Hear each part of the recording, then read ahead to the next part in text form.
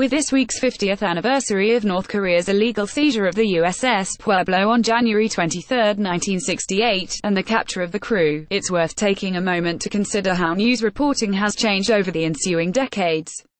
At the time, coverage in the papers and on television was sober and thoughtful. Items buried deep inside the stories would be headlines today, when informing the public is often less important than winning clicks and eyeballs. Consider a few examples.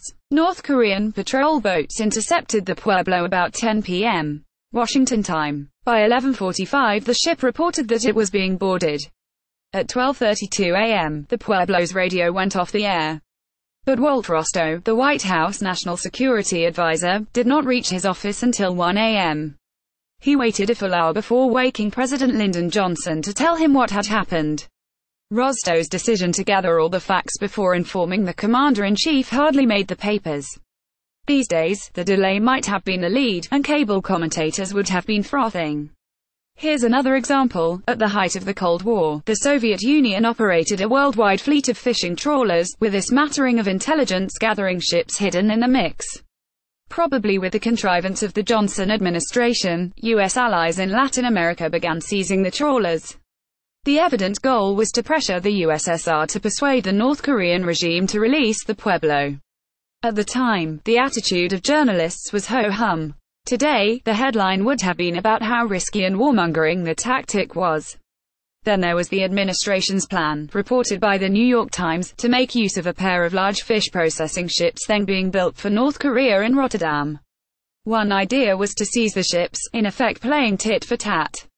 Another was to have them shadowed by U.S. warships all the way home, with the implicit threat that they might be attacked or even destroyed at any moment, giving the North Korean regime a month or so of travel time to think. This suggestion was buried deep on the jump page of a Times story about the incident. Many of today's commentators would be busily denouncing the administration's departure from diplomatic norms. And then of course there was the predictably fierce war of words between the two countries, culminating in the pronouncement by North Korean dictator Kim Il-sung that war was imminent. For the most part the parry and thrust was reported by the news media more in sorrow than in anger. Certainly, nobody argued that U.S. rhetoric heightened the risk of armed confrontation. In retrospect, the relative restraint with which the news media treated the crisis probably helped the administration to resolve it without bloodshed, even though negotiations for release of the crew dragged on for 11 months. True, there were understandable efforts to exploit the situation. When nominated for president by the Republican convention in Miami Beach that year, Richard Nixon used his acceptance speech to play the event as part of the Democrats' "a too soft" theme that endures in some quarters to this day. When respect for the United States of America falls so low that a fourth-rate military power, like North Korea, will seize an American naval vessel on the high seas, it is time for new leadership to restore respect for the United States of America.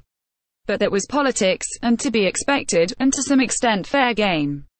The difference was that only a handful of papers, led perhaps by the Chicago Tribune, actually sought to stoke the anger. Yes, the Pueblo incident was a disaster for U.S. foreign policy.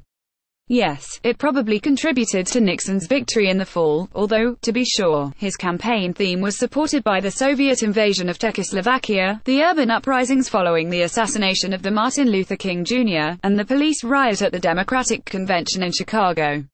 But the journalists of the day played a mostly admirable role, reporting the news only as news and without histrionics, leaving fury and spin to the politicians.